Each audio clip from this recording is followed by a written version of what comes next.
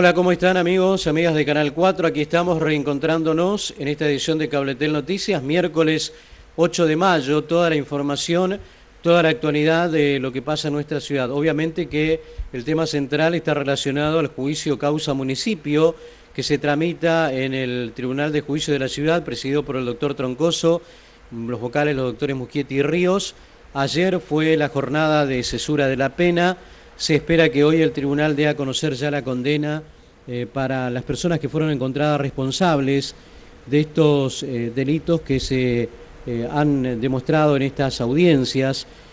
Ayer el pedido del fiscal, que fue muy duro por cierto, y las defensas que trataron de morigerar, de atenuar, de demostrar atenuantes para una posible pena. Inclusive el fiscal ha pedido la detención del intendente Diego Caram. Veremos qué es lo que define hoy el tribunal. Vamos a lo que fue el momento en que el fiscal Alegre hacía la cesura de la pena en el día de ayer. En el caso de condena firme. Esta condena que se va a integrar en el día de la fecha no se encuentra firme, pero sí en un estado más avanzado que el auto de procesamiento, que ya llevaba íncita esta cláusula que imponía por mandato de la Constitución de la provincia de Corrientes que en caso de procesamiento confirmado, en segunda instancia, los delitos relacionados con la función pública se produce la suspensión inmediata. Y es por ello que este Ministerio Fiscal también, como accesoria a la pena de prisión solicitada, va a pedir justamente la aplicación de este artículo y se disponga la suspensión del señor intendente en el cargo que hoy ocupa, el cual fue mencionado como causal justamente de esta sanción. Así también solicito que se disponga la devolución de manera solidaria con los demás encontrados responsables, a excepción de la señora Casco, que fue tenida como responsable respecto de esto hecho, de la totalidad de las sumas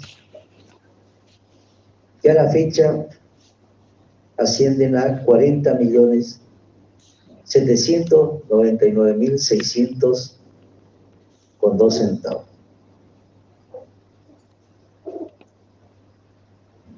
Respecto al primer y segundo hecho, los que deberán ser actualizados al momento en que se hagan efectivas las mismas. Todo ello de conformidad a lo establecido en el artículo 23, 29, 30 y 305 del Código Penal argentino. Esta sanción está impuesta también con fundamento no solamente penal, sino de sentido común. Porque ¿cuál es el fin del derecho penal? Es el de restablecer las cosas al estado en que se encontraban antes del hecho. Pero también lograr la resocialización, como se ha mencionado. Y está contemplado expresamente en el artículo 246 del Código de Procedimiento Penal,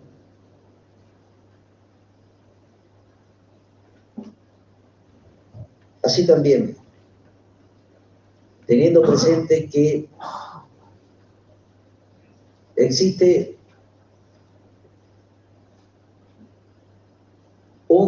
gran riesgo de que el nombrado no se someta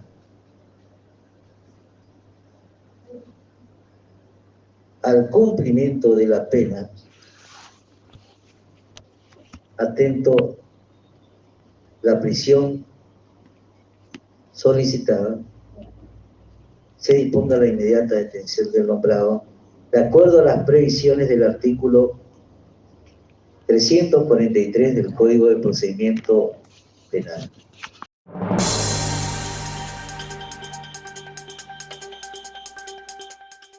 Estamos en la continuidad de esta edición de noticias por Canal 4. También, obviamente, tuvieron su momento las defensas.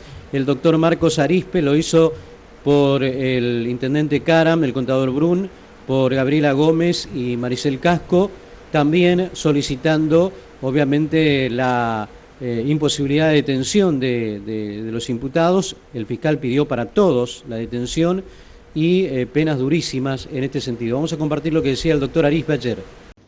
Escuchado a la Fiscalía, básicamente y lógicamente, en cuanto a los atenuantes, es lo único que voy a coincidir con la Fiscalía, que ninguno ni defendido tiene antecedentes penales. Voy a ir por cada uno, voy a empezar por Caram.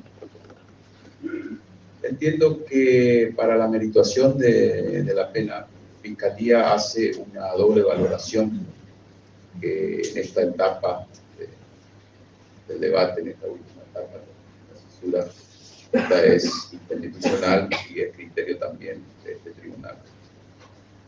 Los delitos que vinimos aquí a este debate, por lo cual, aunque nos pese, resultaron responsables penalmente y defendidos, son delitos especiales, es decir, de una configuración especial. En este caso, para con funcionarios públicos dentro de la función pública. La cuestión esta que el legislador ya tuvo en cuenta en la forma de realización de este tipo, en su expresión de motivos y en la escala penal que le asignó a estos tipos penales.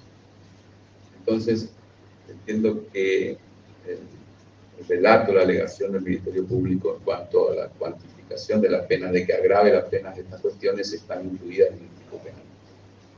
Reitero, no está permitida una doble valoración.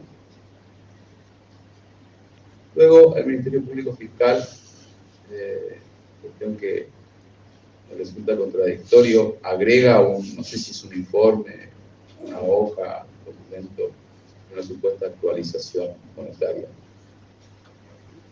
Digo no sé qué es porque consta de una sola foja y solo tiene 3 palabras, necesita 2 índices.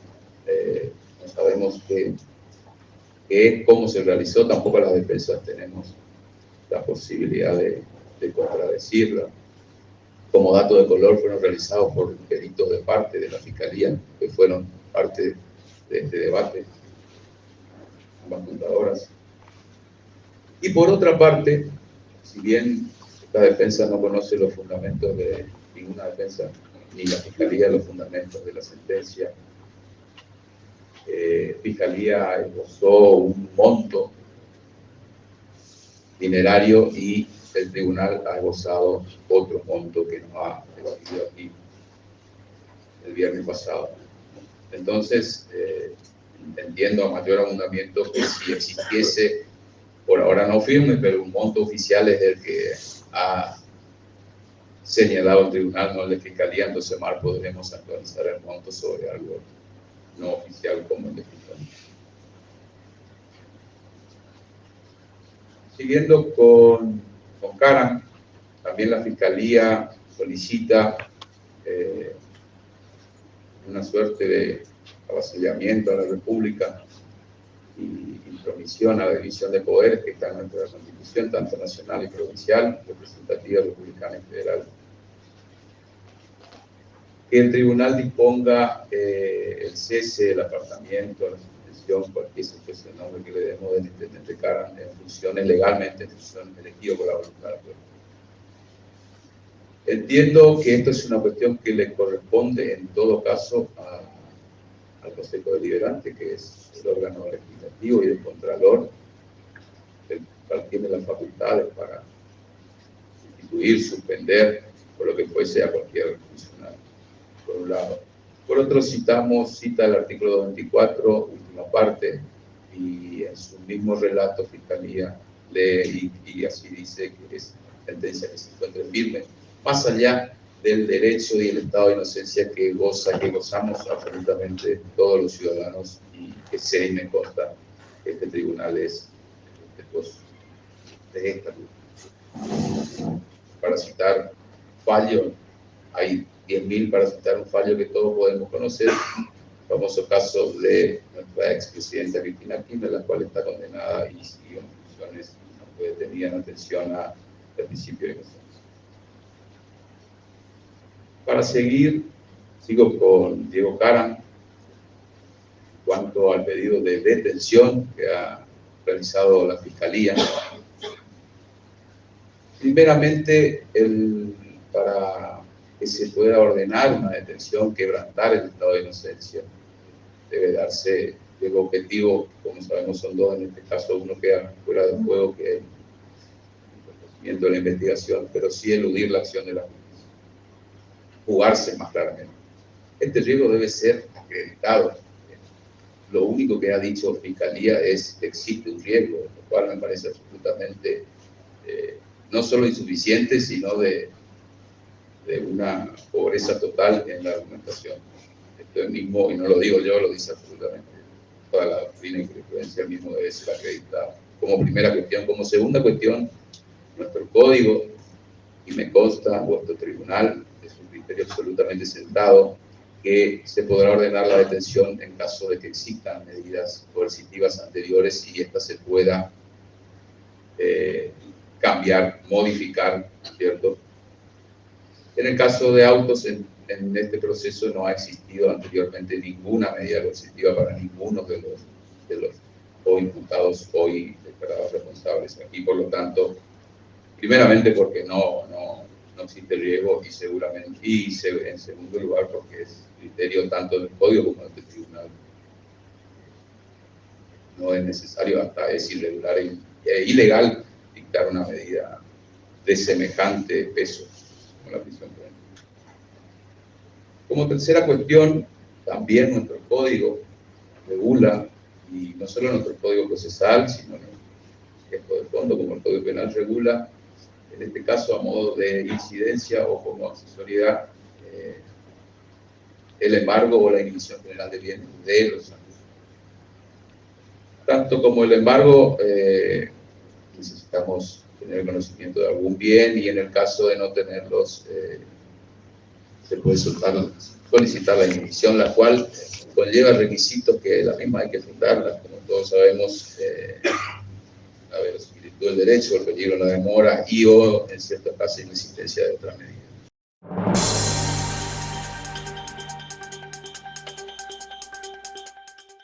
Estamos aquí acompañándolos a través de Canal 4, vamos a seguir con este tema seguramente con más material para el día de hoy y mañana obviamente todo lo que suceda en la jornada de este día miércoles.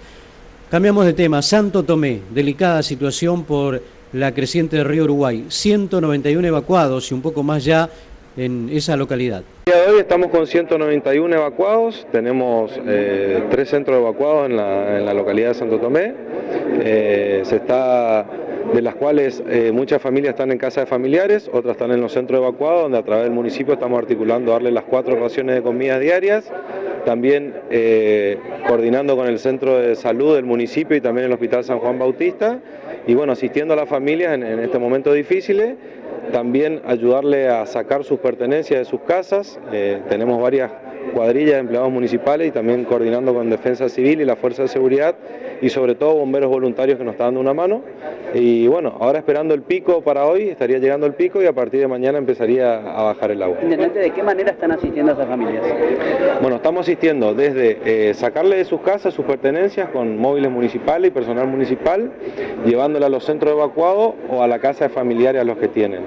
Y dentro de los centros evacuados tenemos, se le da las 4 comidas, que tiene que ver con el almuerzo, merienda, cena y desayuno. También todo lo que tiene que ver con asistencia médica, se hace un seguimiento constante. Y bueno, acciones recreativas también. Y todo lo que tiene que ver después a la vuelta de sus casas, desde el municipio, fumigar sus casas.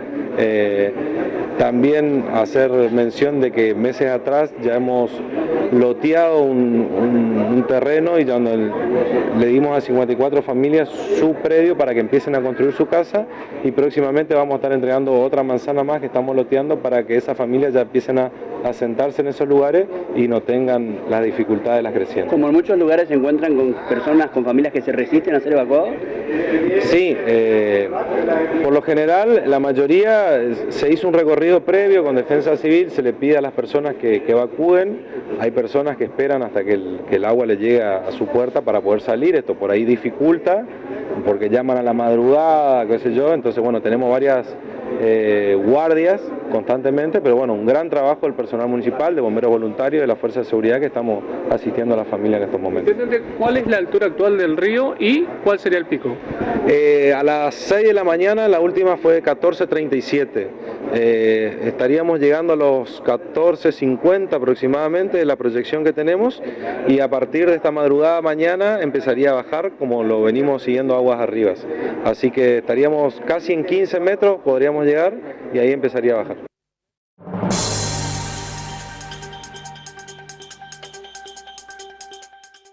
Estamos retomando lo que tiene que ver con la causa municipio, el juicio en el Tribunal Oral Penal de la Ciudad de Mercedes. El doctor Andrés Gauna, representante legal de Solange García, también hizo mención en la cesura de la pena a su alegato. Inmediatamente el señor fiscal hizo su alegación y concretó su pretensión punitiva. Tomé el teléfono celular y en Google, en vez de cesura, puse mesura. Y el buscador me tira como que mesura es prudencia, moderación y razonabilidad. Evidentemente, Vuestra Excelencia, adhiriendo un poco a lo que dijo el doctor Cara, para mí, que soy un agnóstico de la pena, de las teorías que tratan de darle una fundamentación legal, y basándome que la pena está en esencia vinculada a nuestra condición humana violenta, entiendo que una pena propiamente dicha, a diferencia de una venganza, tiene que tener la moderación, la razonabilidad y la fundamentación. Byung-Chul Han es un filósofo surcoreano que está muy de moda en las aulas, en las universidades y en los ambientes académicos. Dice que la sociedad no concibe la vigencia del derecho sin la aplicación de violencia. Claramente, Vuestra Excelencia, la aplicación de una pena es un acto violento por parte del Estado, obviamente legal porque las leyes así lo permiten.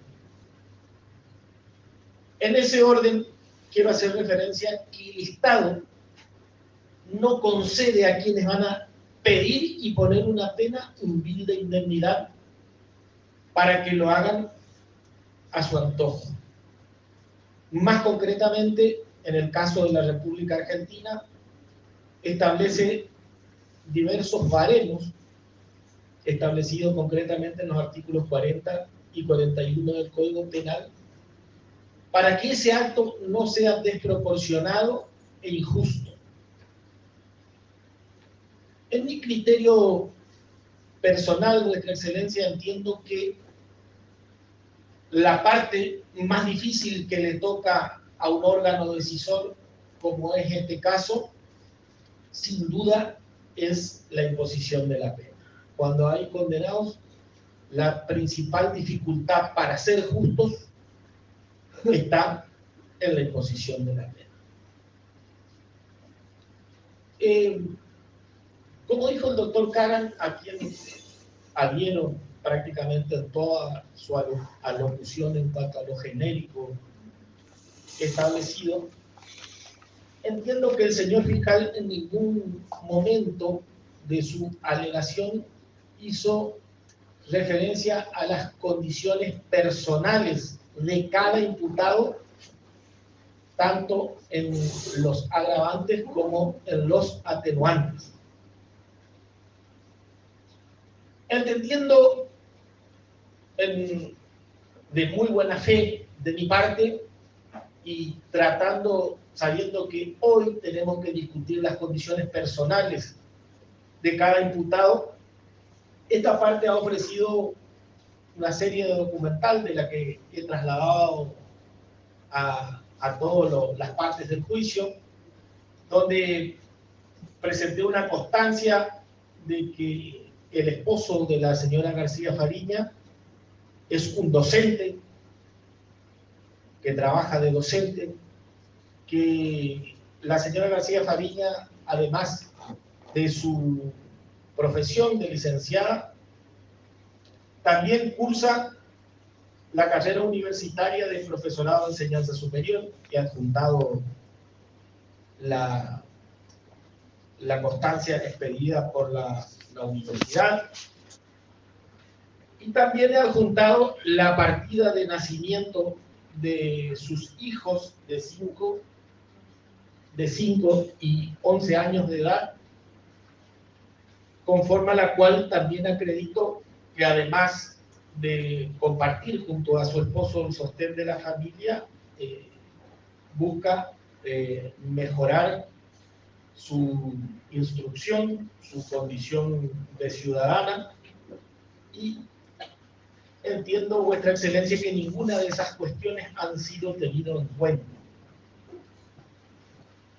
El señor fiscal, respecto de las agravantes, dijo que iba a hablar en forma genérica,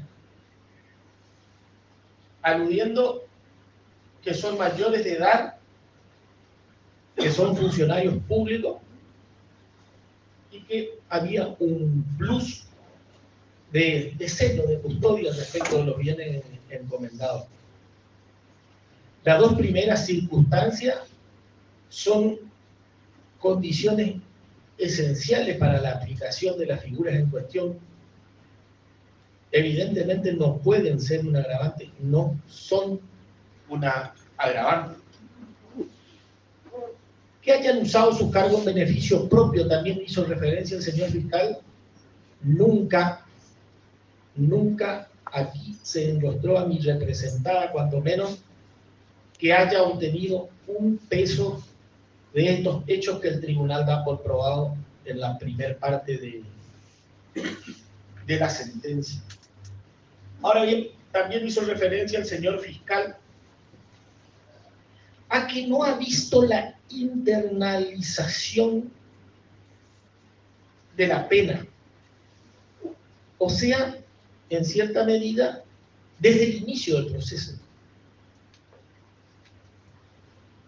O sea, estaba haciendo referencia, porque después lo dijo expresamente, a el arrepentimiento. O sea, desde el primer día que comparecieron a juicio ya tenían que mostrarse arrepentidos. Entiendo, Vuestra Excelencia, que esa cuestión lisa y llanamente implica renunciar a la inocencia. Desde al inicio tenían que declararse culpables. La falta de arrepentimiento está doctrinaria y jurisprudencialmente acreditado y aceptado, no puede incidir en el monto de la pena. Entiendo, Vuestra Excelencia, que la cuestión respecto de la internalización que tanto quiere el fiscal podría ser determinante para la concesión de una libertad condicional, de una salida transitoria para una persona que ya ha cumplido la pena.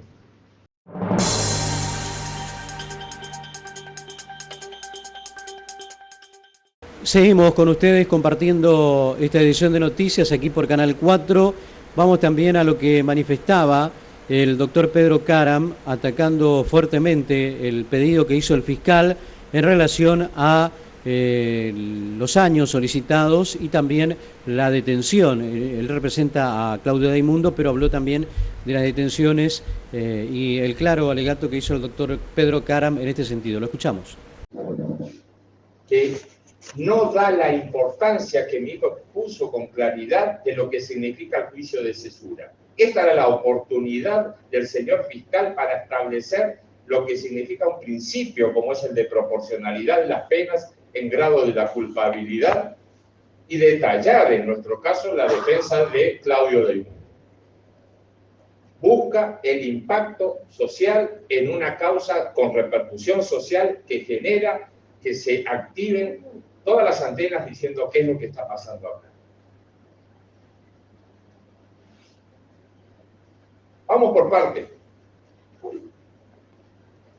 El señor fiscal en su alegato entiendo claramente que hizo un correlato de alegación del juicio de responsabilidad y no de cesura. Se embarcó en detallar nuevamente las figuras penales de peculado y de cada uno que ustedes quieran, remarcando probanzas que ya fueron evaluadas en el juicio de responsabilidad y que no correspondía, a mi entender, en esta situación hablar de ello. ¿Por qué? Nuestro defendido ha sido responsabilizado concretamente por el delito de peculado en concurso, si me permiten, en concurso ideal con falsificación de documentos públicos agravados. El legislador, cuando en su momento, y convengamos que el delito de peculado establecido en el artículo 261 es material originario del Código de Rodolfo Moreno Hijo en 1921, que ya toma el proyecto Tejedor. ¿Y por qué hago una referencia histórica? Porque no podemos dejar de señalar cuál era la corriente dogmática que en ese momento estaba expuesta al positivismo, en cuanto también la naturaleza de la pena. Y el legislador impone en ese momento una pena para el delito de peculado de 2 a 10 años, evaluando cada uno de los componentes que el señor fiscal habló. Hablemos del plus de ser funcionarios, de la probidad, de la honradez, del desempeño público. Esos son elementos característicos que ya son evaluados en el tipo penal. No pueden ser elementos gravitantes para salir de la pena, que en este caso, voy a corregir un poquito a mi hijo, que ya adelantamos que nosotros solicitamos de 3 años de prisión en suspenso. Y voy a tratar de fundamentar el porqué. Es clarísimo, insisto, que el legislador ya valoró en esa circunstancia. ¿Qué más está a decir que el concurso ideal genera que el monto punitivo expectante en la situación de Claudio Daimundo va de 2 a 10 años? En esa circunstancia, entiendo absolutamente arbitraria la tendencia del señor fiscal a los guarismos impuestos en la situación que genera, en primer lugar, alguna responsabilidad igual por quien tiene otro grado de responsabilidad penal determinado por los señores jueces. Lo hago no como un reproche hacia esa persona, sino como una descripción respecto del veredicto. Entendeme bien, Brown. En esa situación el tribunal dispone que tiene una pena en expectativa de 2 a 14 y en esa situación pide 9 en la misma circunstancia, sin merituar cuál es la razón que en la dosificación de la pena de Daimundo merezca igual reproche penal que una persona que tiene una responsabilidad distinta. No significa que sea justa la pedida para Brun. Lo que estoy tratando de decir es que entiendo que ahí está la arbitrariedad puesta de manifiesta por el señor fiscal, al graciosa y gratuitamente desparramar ánimos.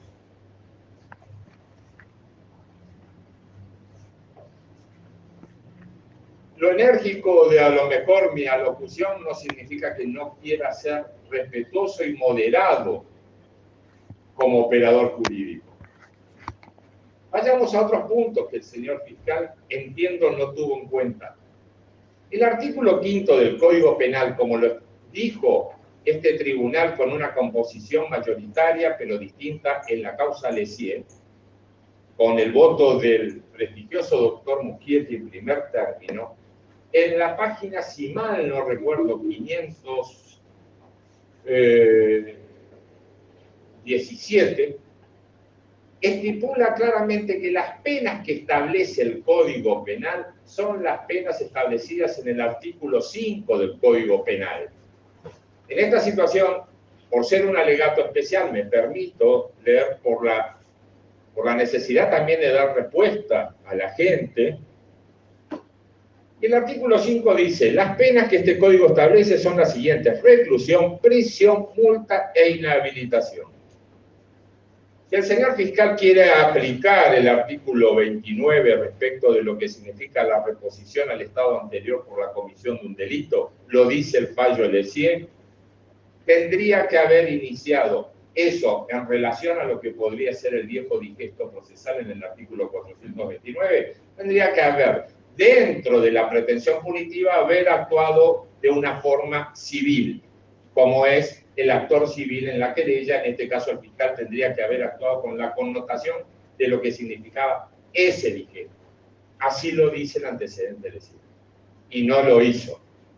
Es cierto, el artículo 429, en la última párrafo, dice, sin embargo, la restitución podrá ordenarse aunque la acción no hubiese sido intentada. Realmente no lo entiendo, me parece contradictorio. Pero sí entendí claramente el fallo firmado por el doctor Muschietti, el doctor Troncoso, y en ese caso la doctora Rivadeneira, que dio por unanimidad la circunstancia de no hacer lugar al pedido de restitución dicho por la Fiscalía en ese momento, en la circunstancia de que las personas que ahí fueron responsabilizadas por idénticos o similares delitos a lo que en este caso pasa en la defensa del contador de costos, no hicieron lugar a esa restitución económica fijada por el artículo 29 por no haber iniciado inicialmente la acción.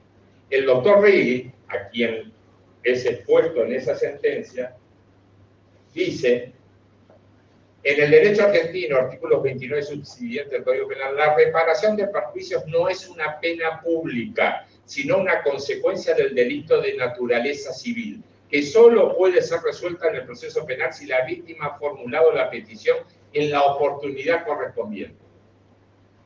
Eso dice la sentencia Lessier. Eso es el criterio mayoritario de este tribunal. La Fiscalía tuvo 5 años desde el inicio para pretender la acción civil que hoy en día efectivamente quiere traer en este momento de la alegación. Creo que es absolutamente descabellado, sí de un efecto mediático, sí de un efecto hacia la comunidad, de decir.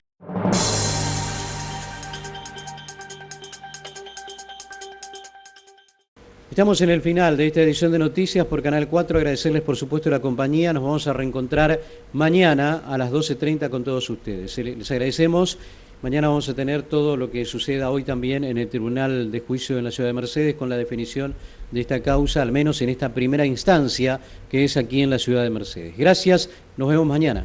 Hola, ¿qué tal? ¿Cómo andan? Ya estamos a mitad de semana, no aflojar, miércoles 8 de mayo. ¿Y cómo van a ser las condiciones del tiempo para la República Argentina? Nos trasladamos hacia la región más cálida, pero con un descenso de las temperaturas, y estamos hablando del noreste. Será un día con cielo parcialmente nublado, mínimas de entre 20 grados, 22 grados. Ya en horas de la tarde vamos a tener máximas que van a ser entre los 26, 29 y 32 grados.